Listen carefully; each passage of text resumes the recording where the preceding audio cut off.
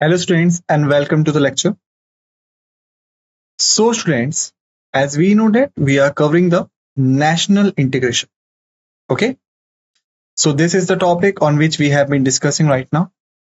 As we know that it is made up of two words, integration basically, which is the meaning of integrated of different elements that making the heterogeneous thing.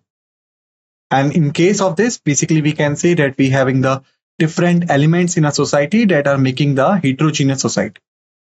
But through the meanings of integration, basically we are integrating them. All right. And we are doing this integration at the national level. So it is known as the national integration. That is already we know. After this, if we move forward, then we can say that basically these are the topics that we have scheduled under the national integration, like the introduction part, like the meaning of national integration. Okay.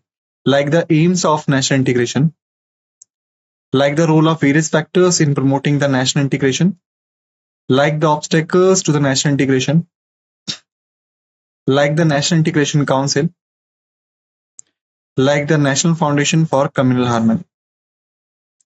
All right. So these are the topics that we have scheduled for the discussion. Okay. If we talk about the topic that we have covered so far, so we have done with the introduction part. We have done with the meaning of national integration. We have done with the aims of national integration. The topic on which we have been discussing right now, this topic is role of various factors in promoting the national integration. This is the topic on which we have been discussing. All right. If we talk about the topics that we haven't started or haven't touched, these are obstacles to the national integration, the National Integration Council, National Foundation for Communal Harmony.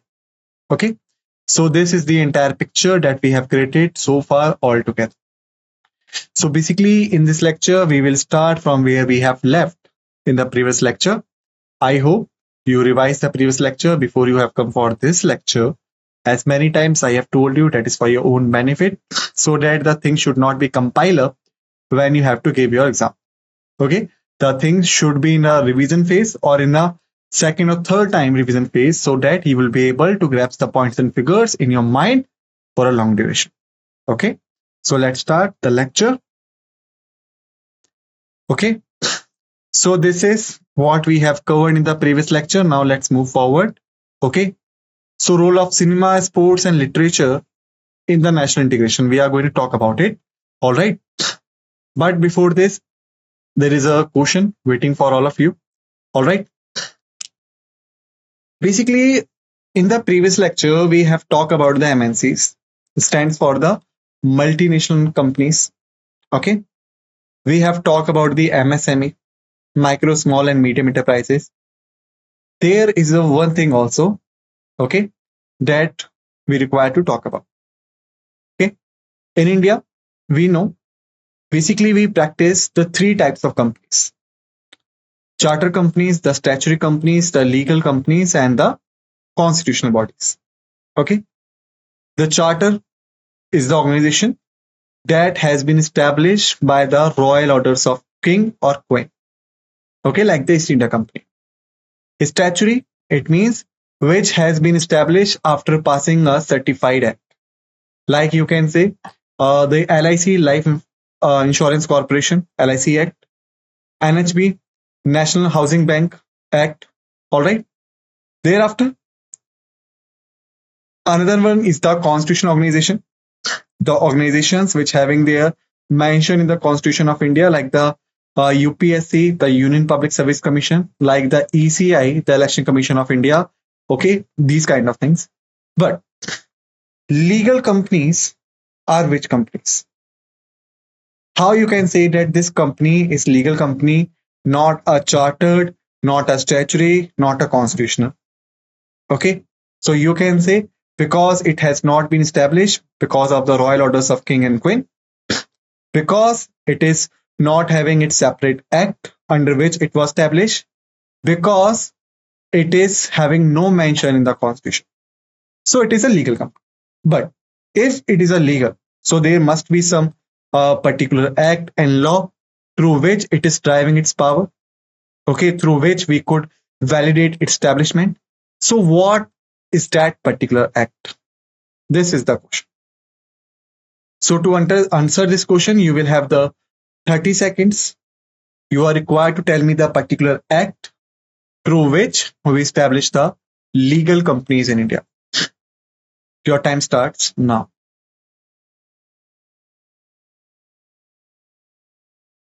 Just think about it.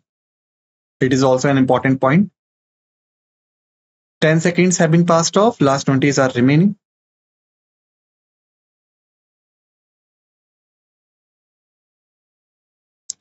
Last 10 seconds.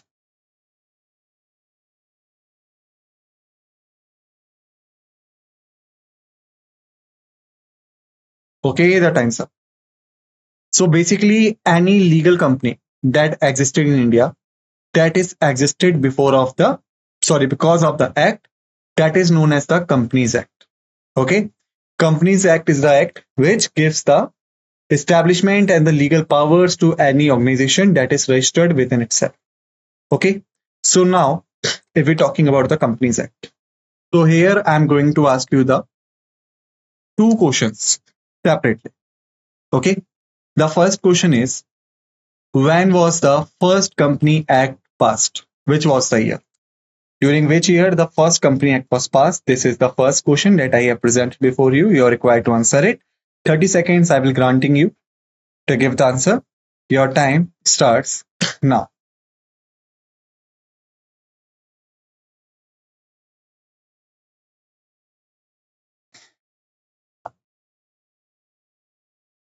Ten seconds have been passed off. Last 20s are remaining.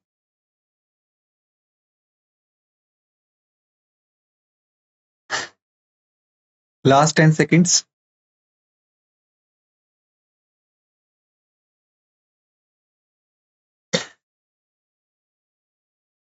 Time's up.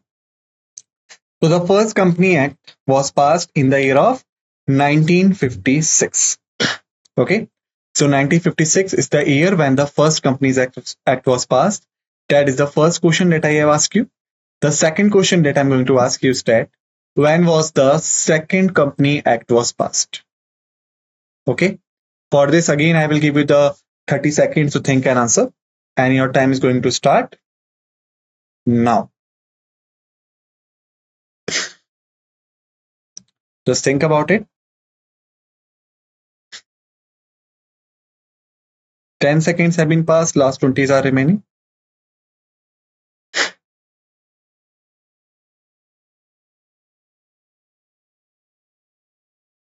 Last 10 seconds.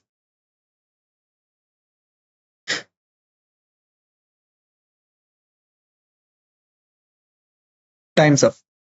So the second Company Act was passed in the year of 2013. Okay.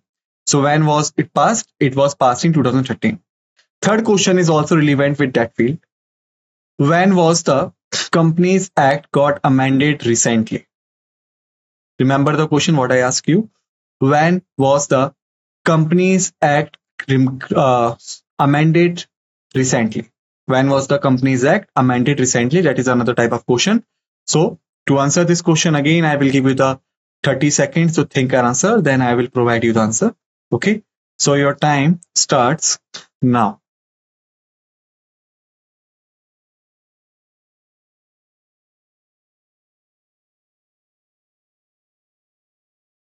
Last 20 seconds.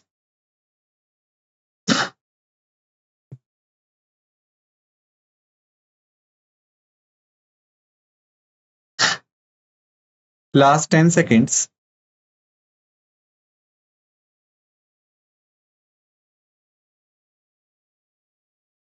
Time's up. So recently the Companies Act was amended in the year of 2019. When amended? 2019. Okay. So remember, because we have talked about the MNCs, MSMEs. So please remember that basically in India, if anyone wants to open any type of company, okay, then he is required to register it under the Companies Act of 1956. If it is not providable, then the Companies Act 2013. If it is to be established on the modern lines, then he could basically establish it on the Companies Amended Act 2019. All right. So remember this thing. Now, after finishing this question, come back to the topic that we have here. So we are going to talk about the role of cinema, sports, literature in the national integration. So if you look about it, cinema, sports, literature, what you are getting? What you are getting by these three words here? First, cinema. What does the cinema do? Cinema basically shows us the picture, the TV channels and all. Okay. And because since our childhood till the younger age, till the present age that we have right now, we have been watching cinemas, we have been watching different TVs and all. Okay. So cinema is basically, you can say, providing us the pictures, providing us a thought, even when we were not able to think properly. Okay. The 2-year-old child, the 30-year-old child, the 14-year-old child, the 25, 26-year-old person, the 60 or 70-year-old person, if he's alive, okay, they are also watching the cinema. So what we are getting? We are getting this, that cinema is basically the main thing. Okay. Since our childhood till the age we will die, if we are watching TVs, even if we are not watching TVs, we are watching the mobile phones and all, OTTs, and you can say movie theaters and all, cinema will have the impact in our life. Cinema is basically making us what we are today. And this is called virtual reality. Most of us will counter, no sir, basically we think about rational decisions when live in the society. No. Cinema is having the impact in your mind. For example, let me give you an example. Okay. The two realistic movies, if we take out. Okay. The first movie is the Jodha Akbar. If you look at it. In the Jodha Akbar, the ruler Akbar belonged to the Muslim community. All right. And the Jodha belonged to the Hindi community. Okay. They both get married.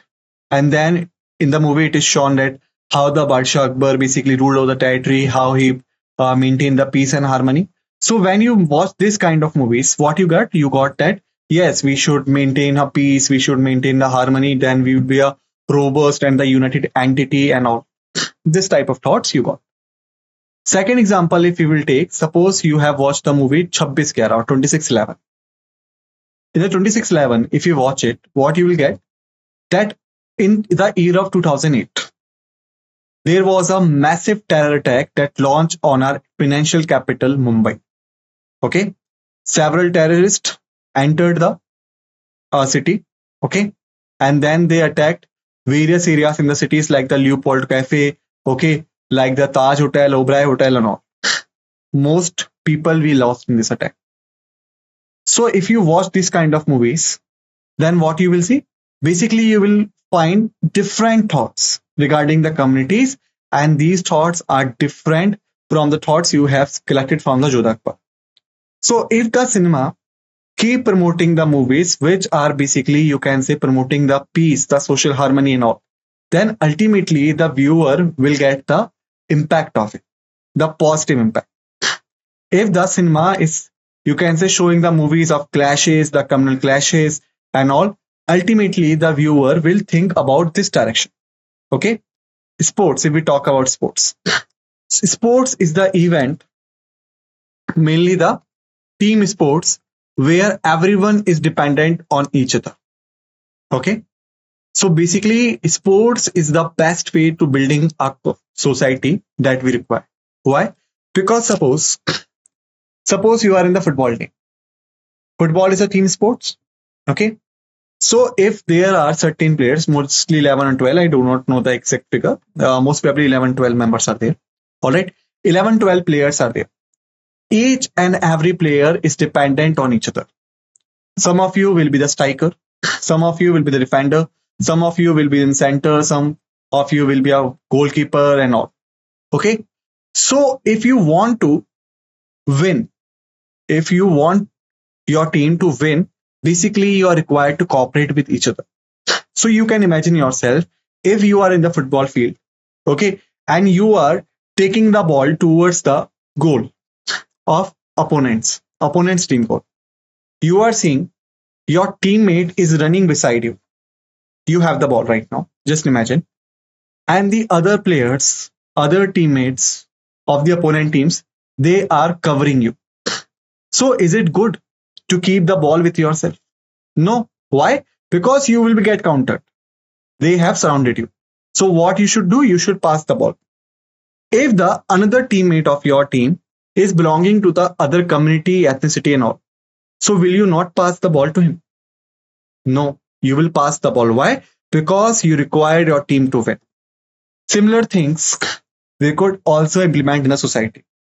Like if the other countries are basically, you can say, trying to pressurize us, and we see the other individuals of different communities that live in our country, they are not under that pressure, they could not get countered by this, then we could take their help so that we could make the goal or we could take over the opportunity. Okay, literature is also an another kind of thing. Okay, if the stories of about the cooperation between the different communities and all, then the reader who is reading the literature will get the ideas accordingly. Okay, if the literature is all about the communal rights, the curfew and all, ultimately the reader who is reading the literature will get the negative ideas. Okay, so here I have explained you the importance of cinema, sports and literature in the informal way, on the direct way, just to provide you an overview. Okay, now we will discuss them one by one in the deep form. Okay, so basically if we're talking about the cinema, all right, so I think that there is a one question that we should be counted or we should be catered. All right, so when the cinema started in India, all right, or it started all over the world, so basically the cinema was not like it seems today.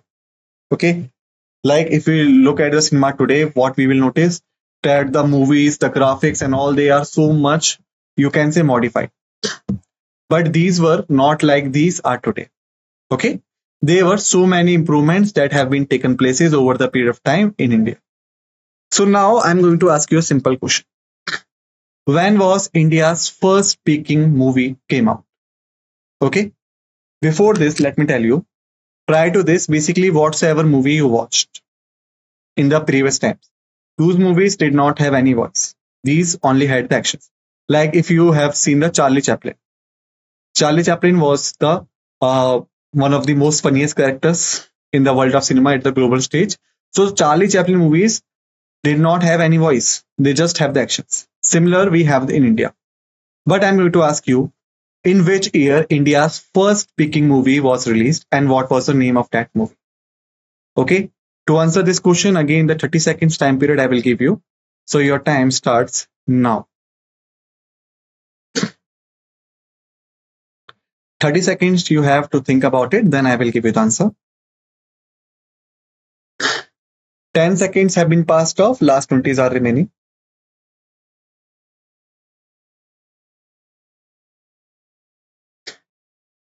Last 10 seconds.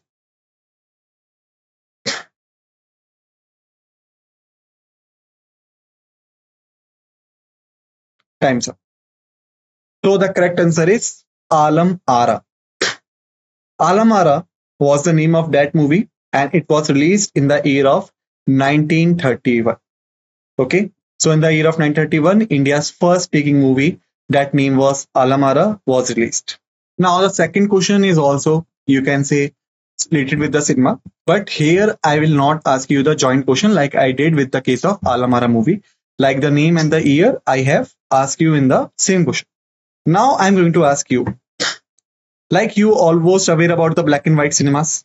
Okay, like in the starting, the cinemas was black and white. All right. So I'm going to ask you the simple question. Like when was India's first color movie released? The first question is, when was India's first color movie released? Just tell me the year. For this, again, 30 seconds you will have. Your time starts now.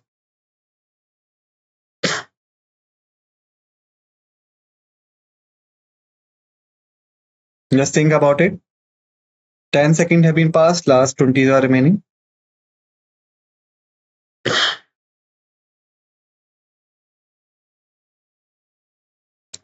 Last 10 seconds.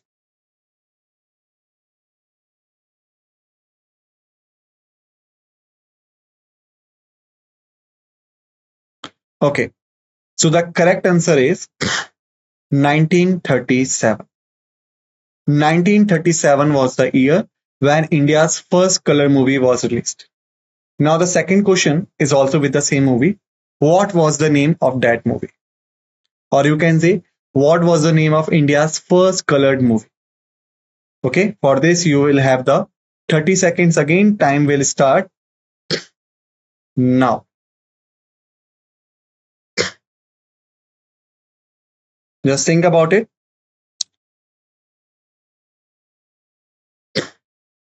10 seconds have been passed. Last 20s are remaining.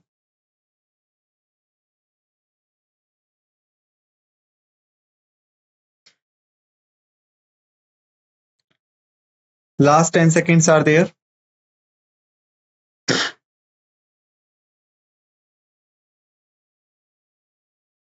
Time's up. So movie name was Kishan Kanhaiya. Kishan Kanhaiya in the 1937 was released as India's first colored movie. Okay, so that was some important facts and figures regarding the cinema.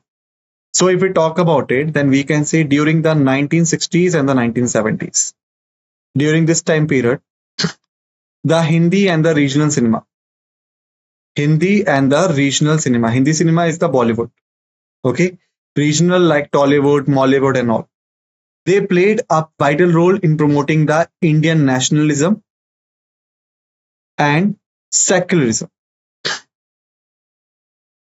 India's nationalism and secularism. Why? Because if you watch the movies that got released on that time, whether they are from the Bollywood or the regional cinema, you will see first is that whatsoever issues we have in our society, not in the terms of communal and all, basically the general issues that we are required to cater. These issues were raised through these cinemas. Or you can say mainly the storyline of the movie is revolving around these issues. So that's how the national level topics were getting depicted through the cinema. How the secularism? Because mostly time you will see the actor or the lead characters were belonging to the different groups or different religions, but they will be working together as a friend, as a team. All right. So the viewers who were watching these movies, they were also getting the same ideas. Like if the main characters of this movie together could work and achieve the target, then why could not we? Okay. So that's how the storyline, the taglines, and the coordination between the main characters that belong to the different areas promoted this secularism approach. And if you want me to give the example, the movie name that I will give you that is belong to the Hindi cinema, that name was Amar Akbar Anthony. I hope that most of you watched that movie. Amar is a Hindu name, Akbar is a Muslim name, Anthony is the Christian name. Okay. However, in this movie, they all have been shown as their brothers, but they belong to the different communities because of the rising characters. All right. So the screenwriters and the directors consciously conveyed the message of nationalism, okay, through depicting various things like depicting the love stories. Mostly times, if you have seen the movies, the main character, the male character belong to the different community and all. The female character belong to the different community and all, but their love story will get succeed and all. Okay, that cross the culture. Okay, regional, the linguistic, and the caste barriers. So we can say that these barriers that we have in the society, like in the, you can say when we were discussing about the aim, I had told you one thing. Like these barriers are not, you can say, to be created, but they already existed. Not to be created, but already existed. Okay, that is the thing. So basically, in elimination of these barriers, basically, we use the cinemas, depicting the love stories, depicting the friendship, depicting the coordination among the different areas and all. Cinema served as a significant source of entertainment after the post-independence. Okay, because during the pre-independence time when we were under the Britishers, so basically the British authorities having the many kinds of censorship over the movies that we are releasing, and because of these censorships and all, mostly time the ideas that we required and that we want to promote, these ideas were getting involved. All right, to promote the brotherhood, unity, and basically in the shaping an idea of secular India. So in these three fields, basically these movies, the cinema, not only have served but still serving the country. All right. After this,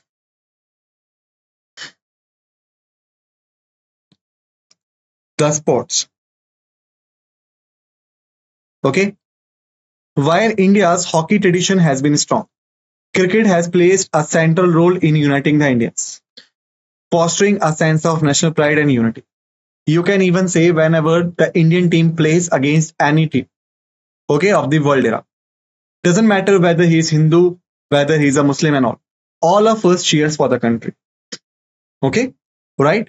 For example, you can say if the India playing against the Sri Lanka, Sri Lankans are also the Hindus mostly. The Buddhists are there around. India, we have the Hindus and Buddhists. So do they cheer for the Sri Lankans? Why? Because they are Buddhists or Hindus? No. They cheer for the Indians. Why? Because they belong to India. Similarly, when the India is battling against the Pakistan, Pakistan is a Muslim majority country. So are the Indian Muslims supports the Muslims? No. They support their country. They're praying for the winning of the Indian country. So that's how the sports, you can say, generated the feeling of nationalism, okay, and unity. After this, literature. Literature, whether it's in English, Hindi, or any regional language, that plays a crucial role in promoting the national integration. And the famous writers like the Rabindranath Tagore, Bankim Chandra Chatterjee, and the Prem Chand, they contributed to the Indian nationalism during the freedom struggle and continue to inspire the unity and diversity amongst the people of India. So if you will read the literatures that these guys have write down, then you will find out that how they promoting the national integration. Okay. So students, basically in this lecture, we have finished till here. In the next lecture, we will continue from here. Till then, just revise the facts and figures that all we have discussed in this lecture. Be ready for the another lecture. With this note, let's end this lecture and thank you.